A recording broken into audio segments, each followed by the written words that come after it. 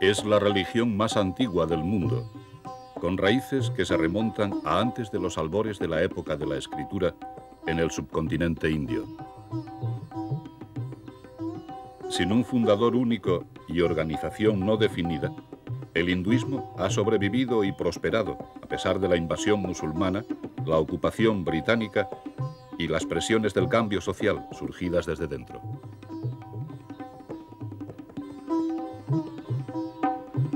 Hinduismo, un camino antiguo en el mundo moderno. El hinduismo nació de una civilización que existió hace casi 5000 años, en torno al 3000 a.C., en el Valle del Indo, en la India. Los primitivos pobladores tenían la piel oscura y eran conocidos como los drávidas. Adoraban a la diosa madre y al toro, y creían que los dioses vivían en las montañas, las corrientes y otros lugares de la naturaleza. Para el año 2000 a.C., la cultura dravídica se había desvanecido casi toda, reemplazada por la de los invasores arios, pueblo de piel clara que llegó a la India desde el sur de Rusia y el Asia Central. Los arios trajeron el sánscrito, el caballo, el carro de guerra y una religión conocida como brahmanismo o vedismo, que como otras muchas religiones de la época suponía el sacrificio de animales. Lo poco que sabemos del periodo védico procede del Rig Veda, una colección de himnos y poesía sánscrita compuesta entre el 1500 y el 450 a.C. Con el tiempo, la religión de los drávidas y la de los arios se fusionaron en la forma más antigua de hinduismo. Los dioses del hinduismo se cuentan por millones, reflejando la infinita complejidad de la vida. Pero este inmenso panteón es considerado solo como las partes que componen al único ser divino, conocido actualmente como Brahma. Todas las otras deidades representan simplemente aspectos de Brahma. Los hindúes creen que la esencia más profunda del alma humana, el verdadero yo, es idéntica al inmortal Brahma. Así, todo en el universo infinito está encarnado en una vida humana individual. Los sacerdotes del hinduismo, también llamados brahmanes, lograron y conservaron poder realizando rituales sagrados y sacrificios para agradar a los dioses. A medida que la religión se desarrollaba, surgían nuevas enseñanzas. Una de las más importantes fue la de la transmigración de las almas, la creencia de que todas las cosas deben nacer una y otra vez. Durante una vida tras otra, siguiendo el propio Dharma o camino personal, era posible ascender a planos espirituales cada vez más elevados. Después de muchos nacimientos, se podía alcanzar finalmente la liberación del dolor de la existencia terrena. La vida austera de un asceta, o santón, representaba el camino más rápido para lograr la liberación. Mucha gente, brahmanes y otros, dejaban su casa e iban al bosque a meditar o vagaban por los caminos de la India, viviendo una vida más austera. El hinduismo, tal como lo conocemos hoy, se desarrolló entre el 600 a.C. y el 300 después de Cristo. Las primeras deidades en aparecer fueron Shiva, representada aquí, y Vishnu, que nacieron de primitivas deidades védicas de la naturaleza. Poco a poco, el sacrificio público empezó a ser sustituido por el ritual privado, denominado puja.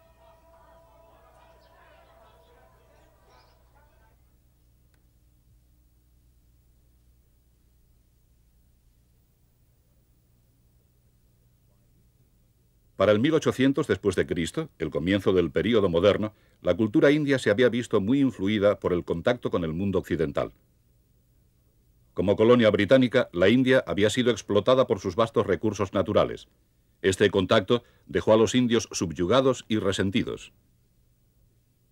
La inspiración para el movimiento de independencia indio vino de los ideales del hinduismo y como reacción al gobierno colonial opresor de los británicos. Mahatma Gandhi, uno de los dirigentes del movimiento de independencia, era un piadoso hindú. Representaba bien al hinduismo cuando dijo: en teoría, como existe un solo Dios, puede haber solo una religión, pero en la práctica no he conocido a dos personas que hayan tenido exactamente la idéntica concepción de Dios. En realidad, existen tantas religiones como individuos. La doctrina de Gandhi de la resistencia no violenta contribuyó a lograr la independencia india con un derramamiento mínimo de sangre, y después ayudó a resolver el difícil problema de los intereses hindúes y musulmanes en conflicto. En la actualidad hay aproximadamente 700 millones de hindúes en el mundo. Aunque la mayoría vive en la India, el hinduismo se ha propagado a otros muchos países. En la India, donde la religión sigue siendo una parte importante de la vida diaria, la religión más extendida es el hinduismo. Mucha gente comienza el día visitando un templo para realizar el puja, para rezar, meditar, hacer sacrificios de flores, incienso, comida o dinero a las deidades. Existen muchos lugares considerados especialmente santos y la gente va en peregrinación a realizar el puja en estos lugares. Aunque la mayoría de la gente en la India posee poca riqueza material conforme a los cánones occidentales, sus vidas están enriquecidas por su creencia en Dios, como lo muestran sus prácticas espirituales realizadas con frecuencia. Entre los rasgos más sagrados del paisaje indio está el río Ganges. Los hindúes creen que este río brotó de los cielos para purificar la tierra del pecado. En las orillas del Ganges, ningún lugar es tan santo como la ciudad de Benarés, una de las ciudades permanentemente habitadas más antiguas de la tierra.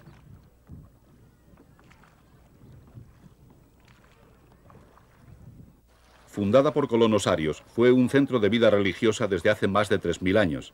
Aquí, millones de peregrinos hindúes vienen todos los años a bañarse en las aguas sagradas, a hacer sacrificios y a rezar. Los hindúes creen que si la muerte les sorprende en Benarés, el ciclo de nacimiento, muerte y renacimiento se romperá, permitiendo que el alma alcance la bienaventuranza eterna.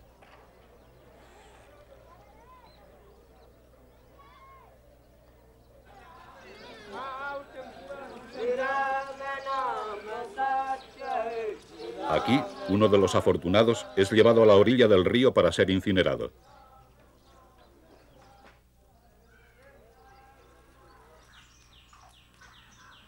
Un gurú es un maestro espiritual, alguien que ha alcanzado la comprensión perfecta de los principios y enseñanzas del hinduismo. El gurú ha dominado el mundo interior del espíritu y, como ser realizado, ha alcanzado la cima de la escala progresiva espiritual. El gurú puede intensificar la práctica espiritual de una persona, acelerando así su viaje kármico. Este joven, iniciado en el monacato, vivirá el resto de su vida al servicio de su gurú. La ceremonia tiene lugar en un ashram, la casa del gurú y centro espiritual, a las afueras de la ciudad de Benarés. El gurú transmite a su discípulo un mantra secreto para que lo repita mientras medita, a la vez que la madre del joven mira.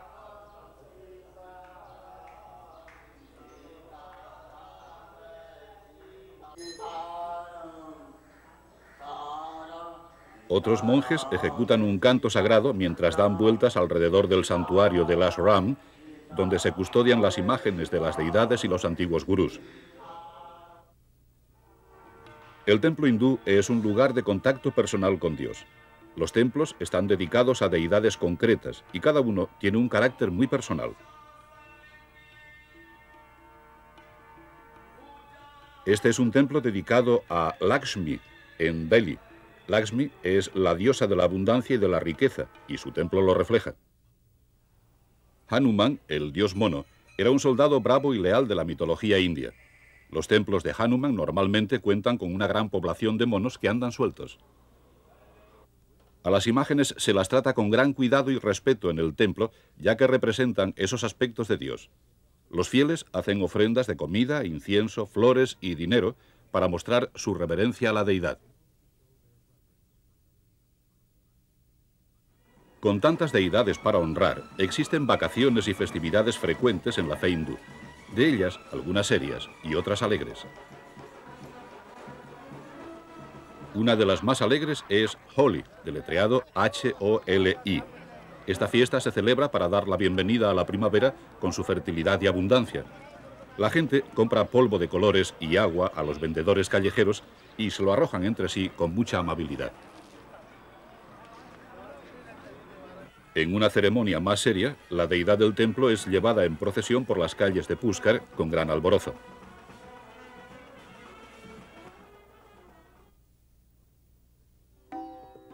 La música impregna la práctica del hinduismo. El sitar es uno de los instrumentos más a menudo asociados con la música sagrada hindú. Se le hace proceder del vena, un instrumento de 3 cuerdas asociado a la diosa Sarasvati, la diosa hindú del saber y de las artes.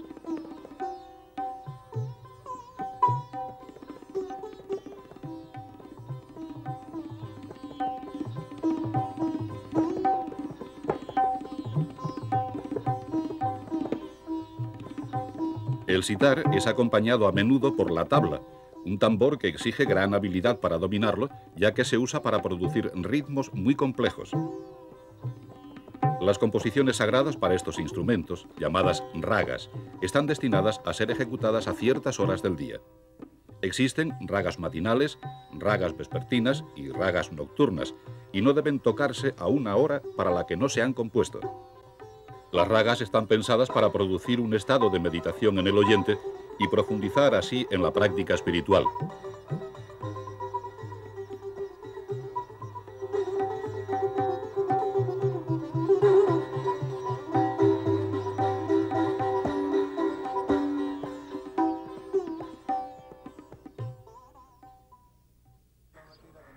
Los cantos que honran los nombres de dioses también se ejecutan en diferentes momentos del día.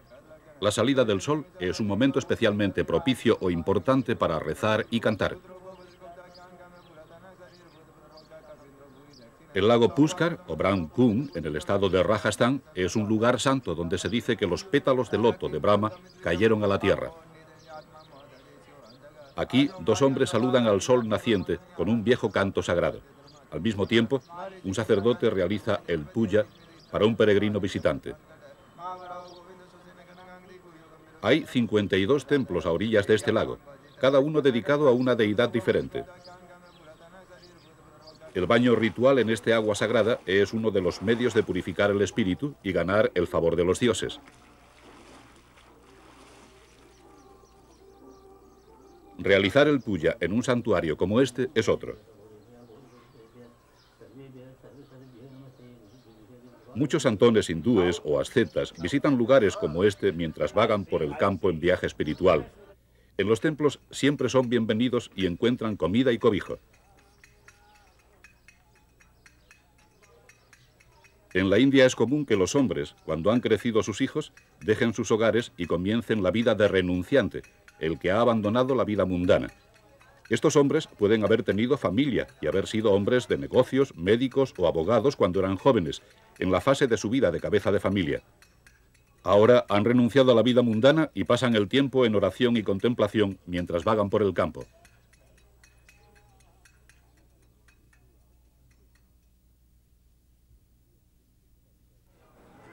Los hindúes creen que toda vida es sagrada, de modo que generalmente son vegetarianos, absteniéndose de comer carne y en algunos casos de comer cualquier producto animal. La vaca se considera como especialmente sagrada porque es el mayor regalo animal. Se la puede enseñar a trabajar, ayudando a arar el suelo y a tirar de pesadas cargas, proporcionando transporte. La vaca da su leche generosamente, proporcionando una comida vivificante que se puede utilizar de muchas formas. Las vacas están, por tanto, protegidas en la India y se encuentran en los templos y en las calles de las ciudades, así como en las granjas.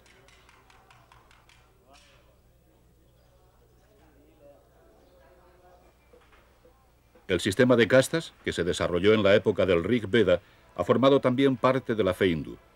El sistema se desarrolló a partir de los 4 estamentos sociales que existían entonces: sacerdotes, príncipes, comerciantes o mercaderes y siervos. La casta a la que cada uno pertenece está determinada por el nacimiento. En realidad, ha mantenido a la sociedad india fragmentada durante miles de años. La casta de una persona se transmite de generación en generación y se mantiene mediante normas de matrimonio dentro de la propia casta de uno.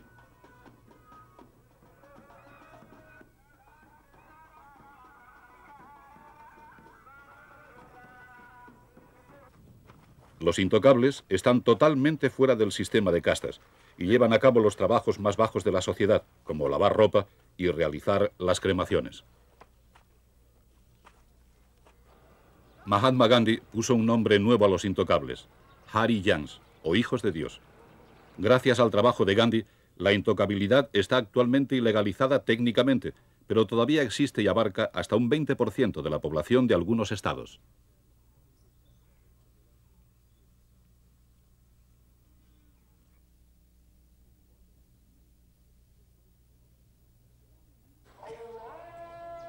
En el año 1000 después de Cristo tuvo lugar el primer ataque musulmán a la India.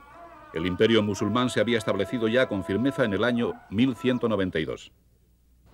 Hay que reconocer la gran resistencia del hinduismo, que se opuso al dominio de los conquistadores musulmanes de la India desde el siglo XI hasta el siglo XVIII. El hinduismo y el islam son tan incompatibles como el fuego y el agua. Para los musulmanes, la forma de pensar hindú era una burla de la fe islámica. Los hindúes adoraban miles de aspectos diferentes de Dios en forma de ídolos. Adoraban a las vacas, seguían el sistema de castas y no sentían la necesidad de hacer conversos, puesto que creían que todo el que no nacía hindú estaba excluido de la fe. Para los hindúes, los musulmanes habían simplificado en exceso y burdamente la complejidad del pensamiento religioso. Los musulmanes creían en un solo Dios, Alá. Practicaban con ahínco el proselitismo, propagando su fe por cualquier medio necesario, incluyendo la espada. El Islam enseñaba la igualdad de todos, sin que importara el color de la piel o la clase social, desbaratando el sistema de castas. Estas diferencias produjeron un clima de gran violencia, y decenas de miles de hindúes fueron asesinados. Sus templos fueron destruidos, y con las mismas piedras levantaron mezquitas en el mismo lugar. Los conquistadores se llevaron la riqueza del país. A pesar de esto, el hinduismo sobrevivió y floreció.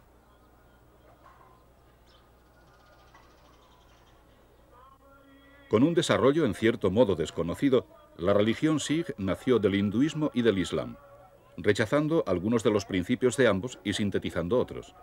Esta nueva religión se desarrolló en el estado norteño de Punjab en el siglo XV. El sijismo une el concepto musulmán de un Dios único y la práctica hindú de seguir las enseñanzas de un gurú. El templo Sikh y los cultos religiosos son mucho más parecidos a los del hinduismo, y los hindúes han considerado durante mucho tiempo a los Sikh como parte de la religión hindú. Los propios Sikh insisten en un reconocimiento aparte, y esto ha acabado en violencia, incluyendo varios asesinatos políticos.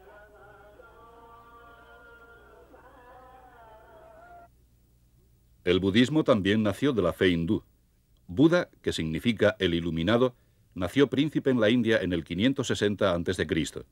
Su nombre era Siddhartha Gautama. De joven se desilusionó persiguiendo la comodidad y el placer. A la edad de 29 años renunció a la vida mundana y se convirtió en un santón, vagando durante muchos años a la búsqueda de la iluminación espiritual.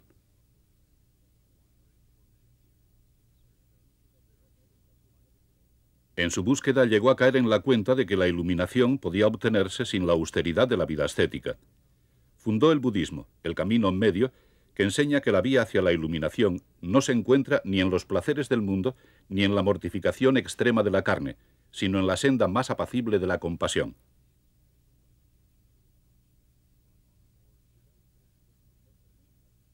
Buda predicó su primer sermón aquí, en el Parque de los Ciervos de Sarnag, cerca de Benarés.